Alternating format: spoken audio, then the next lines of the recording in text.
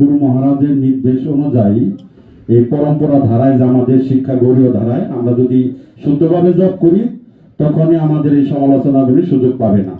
তা আমরা যখনই এগুলি অবহেলা করবো এই সভাগুলি তখনই আর সমালোচনাটা হয়েছে তেঁতুলের মতো। হ্যাঁ, তেঁতুল যে মঞ্জিত ভাই আপনি দেখলে জল চলে আসে। এই জপের থেকে সমালোচনা খুব মজা লাগে, অন্যের সমালোচনা না খুব মজা লাগে, দেখবেন খুব মজা লাগে, আরেকজনের কাছে কইতে খুব মজা লাগে। আর জব করার কথা কইলে আইম আসে, ঘুম আসে, মোবাইল ধরার কথা মনে পড়ে। আমাদের সমালোচনার সময় হবে।